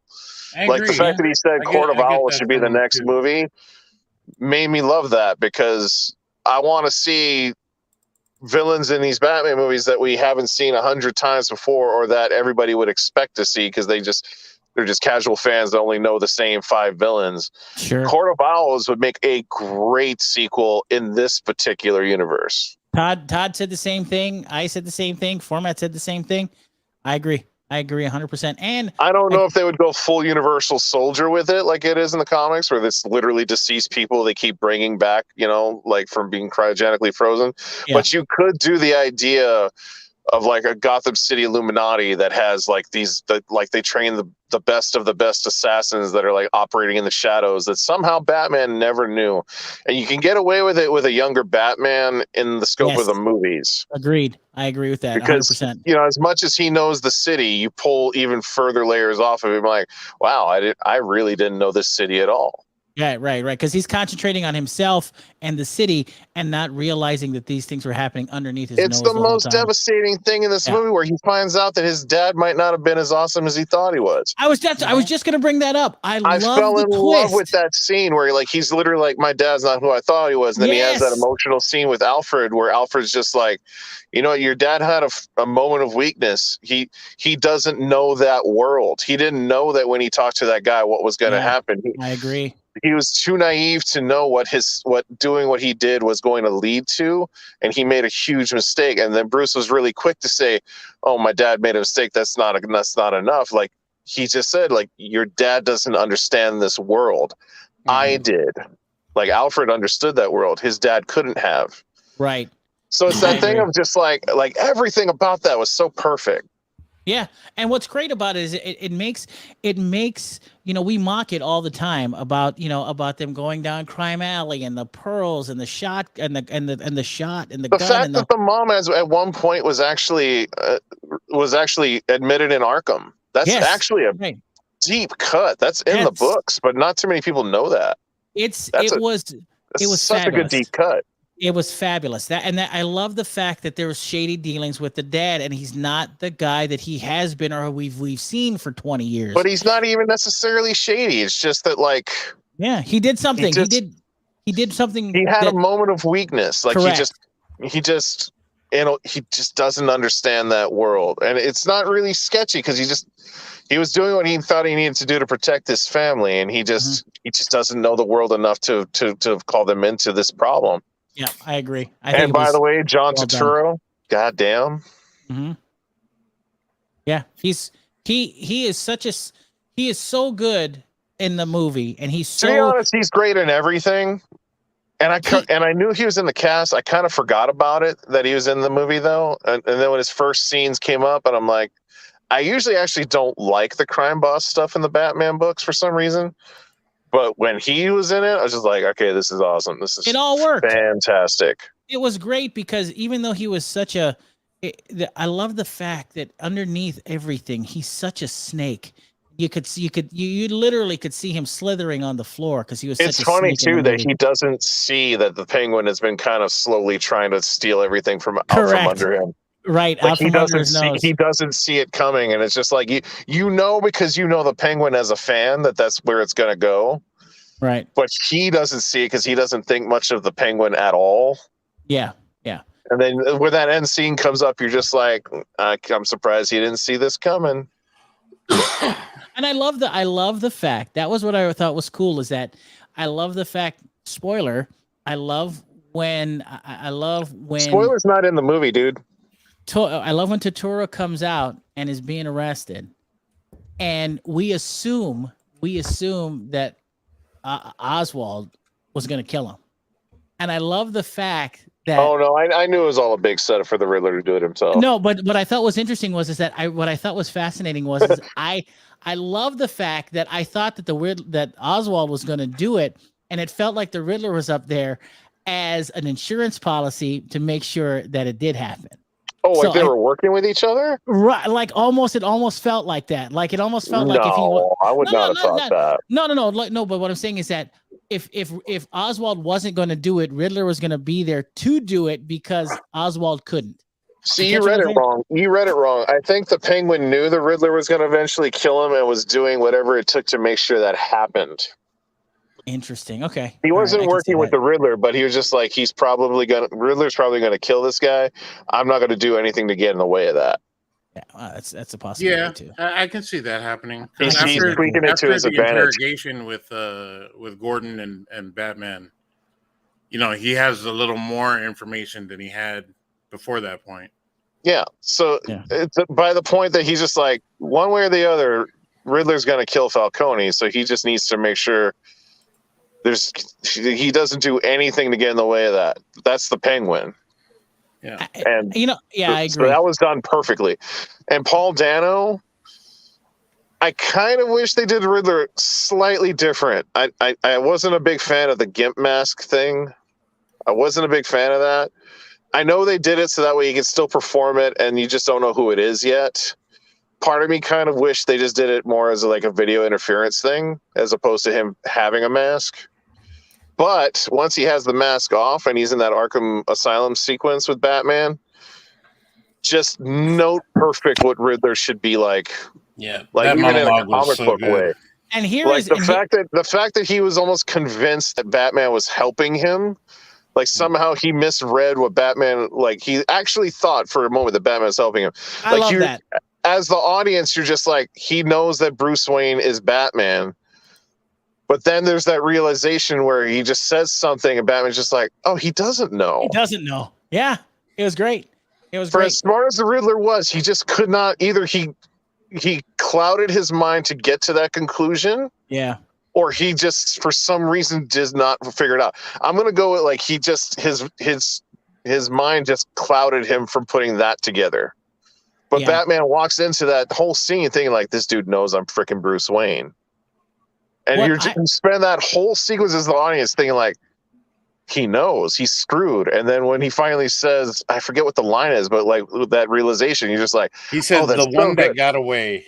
Yeah, no, right. You breathe. You actually, because I did it too. You actually once you realize he doesn't know, you actually breathe a sigh of relief, which is crazy. I did that. Not only that, but it's that thing of like, that's the Riddler in the comics. Because the Riddler, as smart as he is, for some reason, there's put this weird mental block where he just either won't believe that Bruce Wayne could be Batman, or it's just like, there's just no way. Yeah. What I thought was fascinating about the Riddler in this film is that I don't think, and maybe from a psychological aesthetic and from an aesthetic itself, I thought he wasn't the Riddler until he took off the mask, which I thought was fascinating because he's been invisible his whole life. And so I thought it was fascinating that who he really was when he was sitting in the cell and he was talking to Batman. And I thought that was incredible. It seemed like this whole movie, we're watching this guy being enveloped by the Batman, and and his costume or his uniform is what makes him the Batman. And the exact opposite is what's happening with the villain, because he's been invisible his whole life, and now he's wearing this mask, and no one knows who this guy is. I kind of took that more as like he finally felt comfortable in his own skin because he's achieved this big thing. I took it more that way. That's another. I mean, you could look at it that way. I thought it was really cool that once he needed everyone to be afraid of him, but now that everybody knew it was him, they were afraid of him with or without the mask. So I thought that I kind of read that more as like he finally felt comfortable in his own skin. He didn't. I love the fact that he felt like he didn't have to hide anymore, and his true inner self came out when he's talking behind the window to Batman. Isn't that what I just said? And I love that. I thought that was so well done. I thought it was incredible. I thought I'm not tripping, right? Format. That is basically what I was just saying, right? Yeah, pretty much. Yep. Kind of. I was just saying it better, way better. But Paul Dano was fantastic, and I think that he deserves a lot of credit for his. I think you get a lot of Riddler before the cell moment, like when his face is getting planted into the counter. Oh no! Yeah, when he's being arrested, and that smirk crawls across his face. Oh, so good. Yeah. I think an enormous amount of credit needs to be given to Warner Brothers, though, for letting Matt Reeves literally have a villain that creates a mass shooter scenario from a chat room. Mm-hmm. When the movie turned into that, I was like, "Oh my god, they're actually doing this! This is actually." It's dark. It's really dark. It's actually very real world. And considering that one of the most famous mass shooter scenarios was at a Batman movie, I was thinking to myself when that moment came up, I'm like, Matt Reeves pitched this to Warner Brothers, and they were just like, do it. I was like, that actually showed a lot of balls. But here's the thing. Very bold. This is the way I took it, though. The way I took it is that I don't think anybody in the chat room with the Riddler were strangers. I thought that they were all the orphans. I thought that was actually I thought that was actually pretty well explained. Actually, like when the guy takes his mask off. No, but that's what I'm saying. He actually looked like one of the guys that Batman runs into in that building. Right. So what I'm saying is that I think Matt got away with that because he already was leading an army when he was already in the orphanage. You know what I mean? So this army has been following him for a very long time. There was a part of me that felt like it was kind of whipped in there at the end, and it maybe wasn't set up. But then I don't think there is a organic way to set that up where you don't get ahead of it either. So Correct. You know what I mean? Like if they had seeded that there was more to what Riddler was doing than just one person, then you would already be ahead of the movie. So it didn't disappoint me, but I was just like, well, this seems out of nowhere all of a sudden. But I thought the guy with the mask, when they took the mask off, was the dude that he talked to at the funeral. Right. But I didn't see him in the Wayne, Well, what I mean is that he's been running into these people, so I thought the implication was that these are as Bruce has been going through this investigation, he's literally been running amongst these people throughout the whole movie. Wow. So when he is in that Wayne orphanage building, there's very well likely some of them are involved with that group. The guy that he runs into at the funeral is in that group, and so on and so forth. Like they've been there the whole time. It's crazy. There's so many other small characters that are actually some pretty decent actors. Like Peter Sarsgaard was in it, and he was really good in it. And he finally got a DC Comics movie that's good. Yeah, it was really good. Finally moving on. I don't think anybody here remembers what he was in. Do you think they know, Greg? I don't think they do. Alika, do you know? Me? No. What was he in? Green Lantern. Green Lantern. He was Hector Hammond. Yeah. Oh. Yeah. Oh, damn. He was the villain in Green Lantern that wasn't the Parallax Cloud. Mm-hmm. Remember when comic book movies had clouds for villains? Green Lantern it gets a bad rap. It's actually pretty decent. I think it's fun. You're just saying that because Taika Waititi was in it when nobody knew who the hell that was. No, it's not. I hate his movie Thor Ragnarok, so don't get me started. So I'm not a big hater on that. That's lovely, man. You take that out of your mouth. Has anybody started watching Our Flag Means Death yet? Speaking of Taika. No, I have not. It's on HBO Max. It's on HBO Max. HBO Max. Oh, did I tell you that I've seen the sets long before the show started? What? I got to see the sets long before the show started. How? I was on the Warner Brothers studio tour. They actually were showing us the pirate ships as they were building them. Shut your mouth. Really? They were actually in 3 or 4 different sets throughout the studio. So I got to see a lot of those sets before the show even got started filming. That's crazy. Now I even got to see Taika. I'm waiting for you guys to finish so I can yes, maybe interject. What's up? So getting back to the whole the Riddler is more than one person thing, or whatever the hell you guys were blabbing on about, about these people being part of his crew. They're surrounding him the entire time. I didn't get that, and I don't know if it's because I'm on the internet a lot, but like chat rooms fill up with randoms all the time, and I've seen that kind of thing happen where like families, just become families because they see each other in chat all the time. The only reason why I thought it was the orphans, and like I said, the reason why I thought that was implied was because of the link between Thomas Wayne and the renewal project that was happening in the Batman. And the fact is that Paul was not the only orphan there, and he knew that he knew people in there, and that he had a plan, and that's why that's why people were listening to him. I'm definitely not. In my point, I wasn't necessarily saying that every single one of them that you're seeing as Bruce goes through is them, but I'm saying it's quite likely that they could have been made up of around some of the people that he was running around with. Yeah, that's they weren't what I think. All of them per se, but he might have, as he's doing his investigation, he might have been running across a few of them at the very least. I agree. Yeah, because why would one of them know that people have been calling him Vengeance the whole time, unless it's somebody that he's run across at some point before, or they've dealt with people that he's dealt with before. It's a good point. Now, well, I mean, It does everyone make calls him Gotham City- Vengeance. that is true. That is true. Everybody does. Everyone in the movie calls him Vengeance. Everybody calls him Vengeance. That is true. I mean, even the clown guys call him Vengeance. I think, don't they?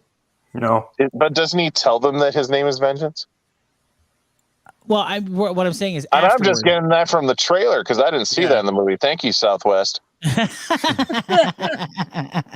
Anyway, Gannon, give me your. I know it's not a final rating, but what did you rate the Batman? What? What did you rate the Batman? I don't do ratings. Since when do I do ratings? What did you give it out of 5 stars? What would you give it? That's what I'm asking. Again, judging it purely from the basis of, removing nostalgia from everything and the pop culture thing of it all.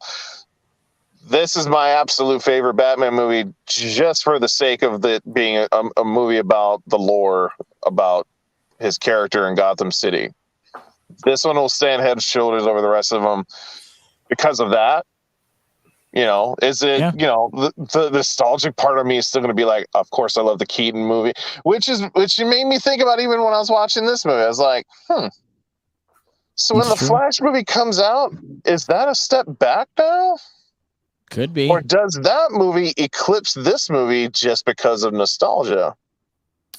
I think it. I'm dying to see what happens. If anything, it's a step sideways. Well, you know what's funny? What I mean? Like, we're going to see the Flash. I think it's in May. I think we're going to see the Flash that has literally 2 other Batmen in it. And will the zeitgeist of pop culture embrace that and make this movie just become an afterthought, or are they going to remember all these things fondly? I'm interested to see how that plays. Is what I'm saying, I guess. Well, I think it will, mainly because I think we've kind of matured as the audience has, I agree grows. with that. So we have. I think we live in a world where we can have like 2 different Batmen side by side, or 3. But, exactly. I am hoping that is the case.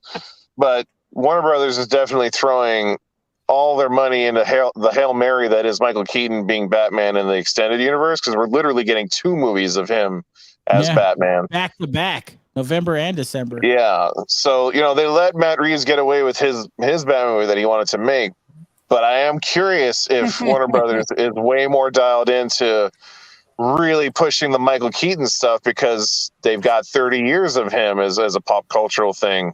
I can see that. We shall see. What's With the money, crazy? I wonder what books Warner Brothers gave Keaton before or Tim Burton. filming. The crazy.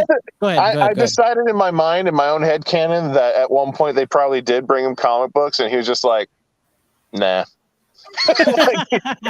like he literally looked at the comic books they brought him, and he's just like, "Nah, I'm not reading them." Wait, are you talking about Michael Keaton? You talking about Tim Burton? Michael Keaton. Tim Burton doesn't read Batman comics. We know this. Tim Burton read The Killing Joke. I don't believe he did. He said it in a million interviews. He's also said he doesn't read comics.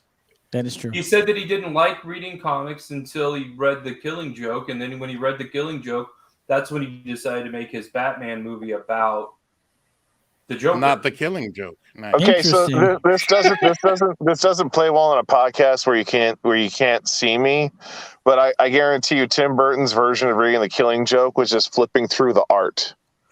Ooh, yikes. You think so? Absolutely. Well, what's interesting because nothing about his Batman movie seemed like somebody that really cared about the story of Batman. Well, or The Killing Joke. Batman movie really cared about the villains. He didn't come to Batman to make Batman. He came to Batman to make a Joker movie and a Catwoman movie. And majority of the details about any of them are not what the comics are. It's true. I agree with that. That is true. It's a good point. Catwoman is not Catwoman the way she is in the comics. Penguin is not Penguin the way he is in the comics. He's just taking these icons and repurposing them is what he's doing for sure. Yeah.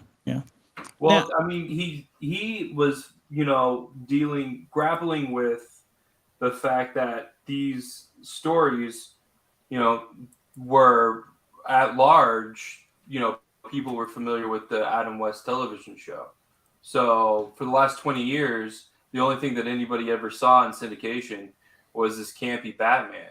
So he had to take his audience's expectations into account when he was sort of recasting all of these characters. I think that's why we got such a stylized Batman, is because he was like, we can take the camp from the 60s, and that was inspired by the comics from the 50s, and we can make it flamboyant and stylized, but dark and gothic too.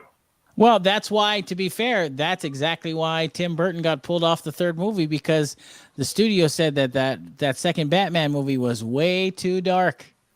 So, well, I mean, but you don't get Batman Returns unless he made a really successful Batman 1, and the only way for him to do 2 is that they just let him do whatever he wanted, i.e. the Penguin, where you just let the Penguin... The Penguin literally says, and this sounds like something Gannon Gilmore would say, I'd like to fill her void. Wow. The Penguin literally says that in a movie that's supposed to be for children. Mm-hmm. Yeah, he does. It's pretty He bites dark. off a dude's nose. He's basically Trump, actually, the more I think about it. You're such an idiot. Oh my God, the Penguin in Batman Returns is Trump. You're such a dumbass. A disgusting troll of a man that just says whatever the hell he's thinking, and everybody's like, all right, cool. Let's vote for this guy. You know what's interesting? Oh my God, I'm totally right. I'm going to watch Batman Returns tonight. You're such an idiot. You're just mad because I'm picking on your guy. A lot of forums I've noticed lately. Your guy's the Penguin? A lot of forums lately have been saying that their favorite Batman now is Ben Affleck. I can't even believe it. I'm shocked. I mean, because it's a Batman that looks like he does in the comics, fights like he does in the comics. He looks like the way they draw Bruce Wayne. Like, he fits all the criteria aesthetically. We just didn't get enough of him in a solo kind of fashion to really deepen the character. But like, it's all the things aesthetically you'd love to see in Batman. That's why they love Affleck. Well, Matt Reeves ruined it. I think that he acts the way, you know, he does in the comics also. I mean, Ben Affleck's Batman, you know, cares deeply about other people. You can see that. You can see the way he blows up cars full of people and like crushes a car full of bad guys with another car and stuff. You can see the empathy that he has for human beings. I think that I think that he really does care about people. I think that you get this really great arc where you've got an angry middle-aged Batman who's dealing with the death of Robin, and you know, the Joker is on the loose, and he's got this new, all of a sudden, you know, Superman is this new threat, and then he thinks that Superman is the enemy, and he realizes that Superman is not the enemy, and then goes on a quest to try to put together the Justice League, because he deeply cares about people. That's one of the things that everybody misses about the Zack Snyder movies, is that these characters actually had arcs. Like, I know you didn't like Batman or Superman at the beginning of their arc, but the point of stories is that these characters change. It's true. It's a good point. And so I'm sorry that in Man of Steel, Superman wasn't a Boy Scout, but he was at the end of Justice League. Yes, he was. Todd. What? Who are you arguing with? You picked a fight with me about how he killed a truckload of criminals. Oh my and God! I mean, Todd, you know what? Not for nothing, but Pattinson gets away with shooting a couple of people in this movie too. Well, he didn't shoot anybody. He moved out of the way and they were shooting themselves. That's not that. No. He grabs a dude's gun and he fires it at another guy. The guy fires it. He doesn't fire it. He aimed it. Yeah, you're right. And Alec Baldwin didn't pull the fucking trigger either. Wow. Oh, God. You're getting heated. Wow. That's the first F-bomb of the show. That's the first F-bomb. Maybe you should go sit in the corner and take 15. Cool off, Bernardi. Good grief, man. Cool off. I'm so heated for it. Man. You know, you guys want to talk about how violent Batman is. And, I mean, he doesn't use a gun, but he's got a knife welded to his chest. You know, he's ending people. Like there are these guys are not going to get up and have any type of like life afterward. Well, He's completely disfigured somebody at the end of the movie. But they made and the guys in the subway. That dude's probably never going to walk again. But it's okay that he doesn't use guns. Are you kidding me? How lethal is lethal? See, it sounds like you really like this movie, Todd. No, oh man, Gannon, don't mock Ben Affleck's Batman ever again in front of Todd. They're all flawed. Is the point I was making? They're all flawed. Yeah. Hey, I'm not trying to stick up for anything, but like you know, nothing's. You know, everybody wants to attack Ben Affleck because of the Zack Snyder movies, and people want to attack Robert Pattinson. I think you're getting really worked up, Todd. When I think you should kind of know I was being facetious because you, of all people, should know I'm also a fan of Affleck as Batman. Yeah, Todd. I'm also a fan of Keaton, who stuffed dynamite in a guy's crotch and blew him up in a sewer. All right. Listen, I need to I go. don't really feel a void. Whoa! I need to go. I'm a fan of Christopher Reeve, even though he crushed Zod's hand while he was depowered, chucked him into a pit to die. Hang on. But meanwhile, Henry Cavill snaps Zod's neck like a rabid dog, and everybody gets mad about that. Everybody freaks out. I agree. I got to go to a voice of reason here. Alika, can you bring us back? That's your voice of reason? That's your voice of reason? He's going to start yelling even louder. I love it when heroes kill. Hey, the Teenage Mutant Ninja Turtles killed Shredder twice. They totally did. They talk about sticking dynamite in someone's pants. Wait. In the movies, they don't kill Shredder. No. Yeah, Casey Jones killed him in the... Yeah, Casey Jones. That's true. Dude, that's right. If anything, I mean, if it's a gun, Splinter loaded the gun and Casey Jones pulled the trigger. Yeah. I think just like those criminals loaded their guns and then Batman aimed them for them. I like my favorite part. One of my favorite parts, because I actually laughed in the theater when I saw it. I love when Catwoman has the gun in her hand and Robert Pattinson literally smacks it out of her hand like this. Something's talking over you, Greg. I don't know what you're saying. Oh, I think it's Alika. Mute him because I can't hear you. Okay, what I said is that one of my favorite scenes in the movie, I thought was super silly, was the moment when Catwoman pulls out the gun because she's gonna go kill her. You know, she's gonna go kill Falcone, and Batman looks at it and literally just slaps it out of her hand like this. No guns. You know, Bale does that too. I was like, that was hilarious. Bale does that too in Dark Knight Rises. No guns, no killing. But I thought it was just funny that Pattinson just smacked it right out of her hand. Does he stab anybody with the chest thing? I didn't see that. No, he cut the. Anybody with it. No, he doesn't cut anybody with it. I mean, what the hell's Todd talking about? I have no idea. Todd's being because he cut a rope once. So that I thought you were saying like he stabbed somebody with it. I know I missed a good hour of the movie, but I thought when you were saying that he stabbed somebody with it or something.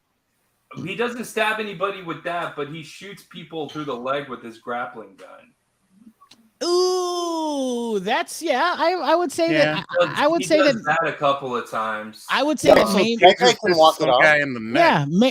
maiming is not killing, Todd. If he doesn't watch his breath leave his body and his eyes become lifeless, he's still alive in his mind.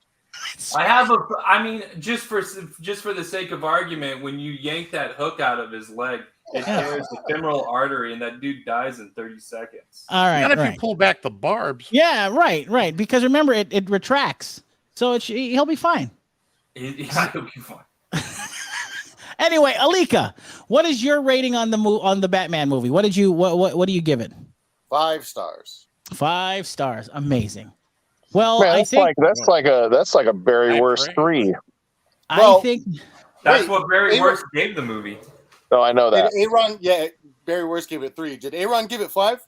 Aron gave it 5. I'm gonna have to double up on Aron. Give it another 5. There you go. I'm gonna give away my rating. I think that this is the best Batman movie I have ever seen. Period. I think that this is the Batman I want to keep seeing. I think Robert Pattinson is the best actor that has ever played Batman, period. And I also think that this is one of the greatest Batman movies ever made, or the greatest Batman movie ever made so far. It gets 5 stars from me, no doubt. So, do you think Tim Burton will watch it? I don't know. I don't know if he's interested. And feel like to a certain degree that he's responsible for it. Yeah, it could be. You know what's funny? Oh, speaking of that, yeah,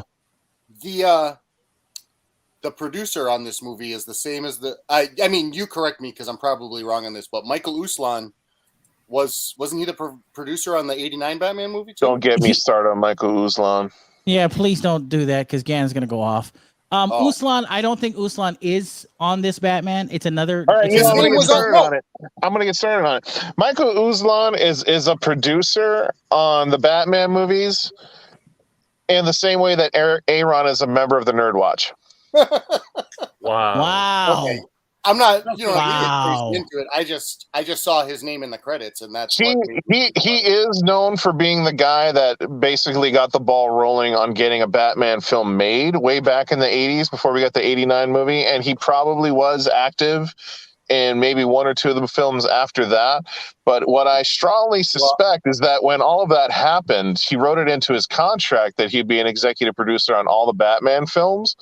But I sincerely doubt he's ever seen a Batman set since the early 90s, and he just gets to have his name associated with every Batman movie based on contracts. I mean, it was when they showed his name in the credit screen, his was the only name on the screen at that moment. So I was like, that's a pretty important credit, I guess. But it's an executive producer role. I don't remember what the credit was. Oh, he's right. Michael Uslan is an executive producer on the Batman. No, but it goes one step further. Any theatrical film that has Batman in it, he's an executive producer. So when the Lego movie came out, he's an executive producer. When the Super Pets movie comes out, his name is going to be on there as a producer. When Batgirl comes out, his name is going to be in there as executive producer. But he has zero creative role on any of these things. Probably hasn't had it since the early 90s. So this guy gets to keep acting like he's a part of all these films. All right. And in reality, he's not. I didn't mean to open that can of worms. Just wanted to say I saw his name, and I noticed that he was the producer on the first Batman movie. I probably had nothing to do with this one. I just saw his name, and I thought it was interesting. The only reason I think seeing his name is interesting is because he is also the creator of Dino Saucers, and that's it. Wow. Yeah, that's not really that interesting. It is to me, asshole. That guy Capital, and I guarantee you, he probably. Let me guess. Did that come out around when Jurassic Park came out? No, not at all. Oh, really? I'm surprised. You know what's interesting is that Uslan wrote a book that was very highly opinionated of himself. It was interesting. Hold on, Greg. You're burying the lead. He's actually written 2 books about being the guy that brought Batman into movies. Okay, fair enough. Because apparently he didn't nail it in the first one. He's like, oh no, but wait, there's more I need to tell you about the way that I brought Batman movies to the theaters. Gannon, he did. Gannon, I'm gonna have to stop you in the 80s and not since. He has nothing to do with it anymore. The reason why it frustrates me so much is that if you look at his Facebook, and I don't even know why I'm still friends with him on Facebook, is that every time something Batman happens in movies, he acts like it's like he was part of it, and you know in your heart of hearts he wasn't. Wow. He acts like he's a part of all these things, and I guarantee you, if he ever showed up on a Christopher Nolan set, Christopher Nolan probably looked at me like, why is this guy here? Wow. I'm going to have to stop you, Gannon, because you're sounding like Todd, and it's very. I don't think Ben Affleck has ever met Michael Uslan. I don't think Joel Schumacher has ever met Michael Uslan. I don't think Matt Reeves even knows who Michael Uslan is. He probably saw that name in the credits, like, who the hell is this guy? To just know, without Michael Uslan, there would be no Batman on the big screen. I don't necessarily believe that. No, seriously, I don't necessarily believe that. We wouldn't have gotten the 89 movie back then, but I do think that we would have, culturally speaking, we're always headed to a period where superhero movies were going to be a big deal. It just so happened Batman was one of the first ones where it really got big like that. It would have happened inevitably, he just so happened to be one of the first ones to do it. I wonder if he's still cashing checks, though. He's got to be cashing checks, Oh, right? that's the other thing. He's still getting paid for movies he's not making. Yeah, he's cashing checks, baby. Good for him. He's still getting money for something he's not making. Yeah. There's a lot of producers, and I don't know if he was one of them, but because Batman '89, because of the way that they did the accounting, never became a profitable movie. Interesting. I didn't know that. So you got to remember too that Nicholson got a huge part of the profits. It's a real famous case of this like Hollywood sort of accounting that happened back, probably still happens today, and so that they can, take profits away from people. Todd, you sound like crap. I think that Michael Uslan was one of those guys, and I think that the reason that he likes to shout it from the rooftops is because he actually never got the money that he was promised on the back end from the '89 Batman and probably Batman Returns. Interesting. The Phantasm. So what Todd is saying is that his name in the credits in all these movies is Warner Brothers hush money. Could be. Yeah. That he might be saying. I mean, like the same way that Bill Kane created Batman with Bill Finger. Bob Kane. Yeah, he put their two names together, and I didn't want to correct him. Yeah, Bill Kane. Anyway, listen, gentlemen. I've got to get up early. Wishes he was the Bill Finger of Batman movies. We're gonna have to cut. It's not really short, but we're cutting it a little short tonight. So I want to make sure that we're gonna talk a little bit more about the new Super Pets movie coming out next week. We're gonna talk about some other fun pop culture stuff coming up in the next next week. Matter of fact, there's a new DC comic series hitting HBO Max called DMZ this coming week, I believe, starring Rosario Dawson with the ass to mouth queen herself, Rosario Dawson. So yeah. So but yes, I'm sorry. I think I said it wrong. Did I not say a Sakatano? Yeah, you did. Yeah, you said. Yeah, that's it. I might have said it with a weird accent. Yeah. So, but yes, next week we're gonna get into to some more pop culture stuff. I'm glad you guys had a chance to talk about the Batman. I'm really. I can't wait to see the rest of it. Yeah, neither can I. I can't wait for you to watch the rest of it and be. It'd be hilarious. It'd be hilarious that I go see it tomorrow night, and then after I see the whole thing, I'll be like, "Yeah, this movie sucks." Hey, listen. Next week somehow we're going to talk. That first 45 minutes. Yeah, really is the only thing that is not seeing the first 45 minutes is what made me like it. Now that I've seen it, it's like this movie's stupid. It ruins your entire experience. Next week, Todd. I do want to say that the Batman is not my favorite John Turturro movie because that's still Brain Donors. Brain Donors is great. I love that movie. Nobody knows that movie. It's such a weird deep cut in his career, but it's also a pretty damn funny one. It's hilarious. It's an homage to the Marx Brothers, which is great.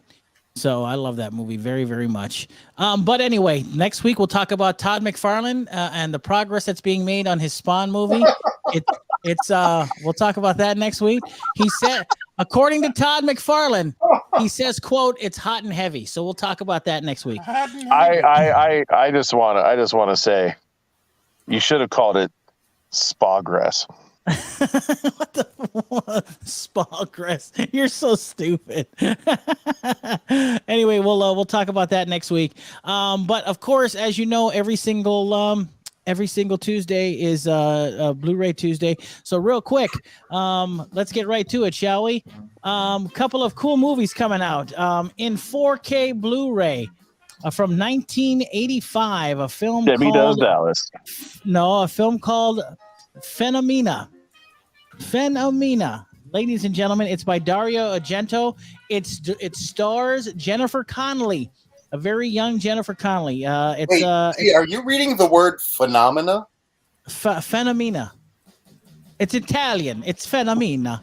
You see what I'm saying? That's why I'm saying it the way I'm saying. It's a Phenomena. Greg, I hate to be the one to tell you this. You're not Italian. No, I'm not. Not Italian. You're not? You're not even Filipino. Shut your mouth. So what are you doing? Don't tell my mother that. She'll be very upset with you. Your mom is Filipino, just you're not. All right. Sure. Okay. Also today on Blu-ray and Blu-ray is Jimmy Neutron Boy Genius. I don't remember anything about that movie. Nothing. Also, speaking of Nickelodeon, Rugrats, the 3-movie collection. I hated the Rugrats. Hated it. Also on Blu-ray this week, Coming to America, the 2021 version. Don't pick it up. It sucks. Coming Coming to Huh? America. Yeah. Vivid Entertainment has their own version of it. It's called Coming into America. Oh gosh, you're such an idiot. Also on Blu-ray today is a film with J.K. Simmons called National Champions. Also on Blu-ray today in 4K. Too bad. Aron's not here. Downton Abbey is out on Blu-ray today. Down Downton Abbey. Downton Abbey. He went to see that shit in the theater. Yeah, I know he did. he Also, dressed up Vivid in has their period own version clothes of that and too. It's everything. Going Down on Abbey. you're so stupid. Also, a show that I didn't even know existed. The Walking Dead World Beyond Season 2. I didn't even know there was a. I don't know what the. Did you not see they announced the 5th spinoff to a show nobody's watching? Yes, with Laurie Cohen and frickin' what's his face? And Jeffrey Dean Morgan. it's on an island apparently, Yeah, it's weird. Nice. but I think it's New York. Also on Blu-ray today is Adventure Time: Distant I Lands. was thinking tropical. Also on Blu-ray today is Supergirl, the 6th and final season is out on Blu-ray today. Finally. Yep. Also on Blu-ray and 4K today, the one that everybody has been waiting for and looking forward to. What's Brooklyn this? Nine-Nine, the complete series is out on Blu-ray today. Oh, sick. Yeah. Complete series? The complete series is out on Blu-ray Oh, today. I'm so stoked for that. There you go. How many And, seasons is that? 6 seasons. Oh, did or you say 7 that? seasons? I just wasn't paying attention. My bad. And finally, the film that may just define a Couldn't generation. stop themselves from making. It could not. It may just define a generation on 4K Blu-ray, and in a 4-film set. Matrix Resurrections is now available to purchase. So make sure to get 4-disc set with all 4 movies in there. Oh, So- okay, gotcha. Nice. Which kind of sucks because that means they're throwing out Animatrix. Yeah, it does. I It love should be Animatrix. included. It should be. It I should. agree with you. 100%. That's all. And I'm prequel actually stuff. surprised they never found a way to cut the Enter the Matrix stuff. But I guess because there's no the action scenes were the game, so I guess there was no way to link all that together as a movie. But that should have been done too in some kind of way. They filmed that. I mean, they filmed it live action. No, but like did? when it cuts to action, there's no action sequences. So if you were to put that together as a movie, it'd be awkwardly jumping from one scene to the next without anything in I see. between. Like Yeah. it just wasn't talking, and then there's no action filmed. Yeah, Well- like I gotta hand it to Joel. The name of the podcast is Thank You Southwest. It is. And that's the name of the podcast. That's awesome. I can't recommend them enough as an airline that you should definitely use, especially like when you want to get on a plane that's stuffed full of people for 5 straight hours for a 20-minute flight. Southwest is the airline for you. Ron in the chat says, I miss That's a Gannon ringing reading hard endorsement. media. Listen, Ron, I don't. I still worked in the same jokes that I would have if you let me do the list anyway. So That's a good point. It is- I in that's true. particular liked my going down on Abby jokes though. You're so immature. Anyway, Am can't I, wait. Greg, or are you just too mature for your own good? I am a little too mature. I have to say that I can't wait next week because next week, That Todd, I means hope Greg's old. Todd, I hope your microphone is better prepared for next week. What? I What, think you're Gannon? right, Phormat. I think because he's 65 years old, You're such- that's why he thinks all my jokes are so silly because he's too old. That's right. Yeah, that's what it is. Next week, we What are argue. AARP magazines like? I've never read one. You're such an ass. Like, what's in those? You're such an idiot. We gotta go. We're out of time. Probably ads for boner pills. Todd, make sure that you get yourself all studied up next week. We're talking about if superheroes could kill. All right, so just Starring Richard Grieco. Just be prepared, Todd, because next week's show is going to be a banger. All right, and we need your input. That means we're all going to bang. Anyway, we're out of time, ladies and gentlemen. Have a wonderful, wonderful week. Do yourself a favor. You will not be disappointed. Go watch the Batman. Go check out Paw Patrol. And as a reminder to folks that love to talk about how long that movie is, it should be pointed out that Marvel's Endgame is longer. Yes, it is. Yes, it is. You're absolutely I don't know right. what they. I mean, maybe don't drink so much, or maybe not eat so much. It's definitely not a quick. It's not a quick paced movie, but if you're familiar with how a Batman movie operates and you love the world, then you're good. If you're a casual fan, I would almost say don't go at all. I never felt its length. I thought it was fantastic. I was enthralled the entire time. There's just no way to say that where I can't laugh at you about it. Mm-hmm. All right, you that's need to find a different way to say that, Greg. I think that's the name of the podcast. I think I've just changed. I can't feel its length. No, I've never felt its length. There, Greg. How about I never felt its length. Thank you, Southwest. Yeah, that's good. That's good. Done. No, because you know what? As someone that went through that experience, I could definitely tell you that I felt Southwest length. We're doing it. That's going to be the name of the podcast. And I know that because, boy, do they love making people sit on a runway for 5 straight hours for a 20-minute flight. Well, I mean, they have the girthiest of planes. I want to say that's true, but it's definitely not Phormat. Anyway, all I was thinking is, okay, so you're going to stick 2 flights into one plane before figuring out if the manifests are going to work out that way. And then they made us wait 3 hours to check us all manually with IDs. And I'm like, good thing we're not worried about COVID right now. Well, to be fair, guess what? It's not like it's gonna ever happen again, right? So, and it's not like Batman didn't stuff. I mean, the good postscript to that story is, and I really hope Southwest isn't listening right now. Lord, here we go. They're big fans of the show. No. Yeah. This is the good part of the story. They sent me a voucher for what they've done to make up for their mistake. But then a few days goes by and I get another email from Southwest from a whole other customer service representative sending me a voucher again. Good for you. Vouchers. I don't think I'm going to communicate that they screwed up. Hey, listen, is it in your favor? Then don't be upset about it. It's all good. I'll take it if you don't want it. That's why I said there's a good postscript to the story. It kind of made it worth it. All right. Well, listen, if you feel guilty about it, you can always give me one. I'm down. No, because that's what I'm flying to California on. So you can go eat an entire bag of things that are lengthy. As long even as though you not, don't feel them. Yeah, well, killing listen. anyone with the blade in your chest. Yeah, that's exactly I'm okay right. with this.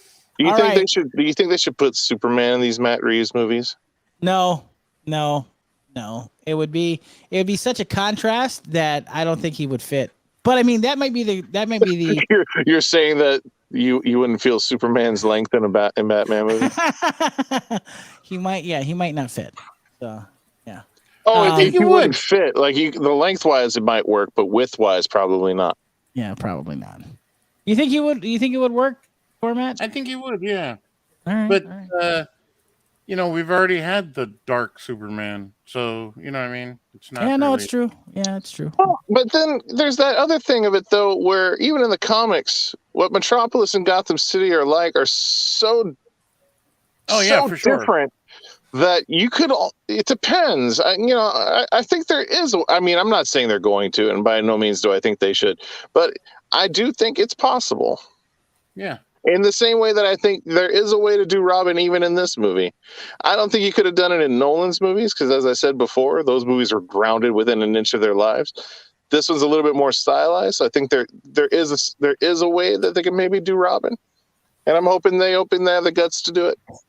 Well, we'll see. We'll definitely see. If not, Anyway. do a Batgirl that's like 18 years old.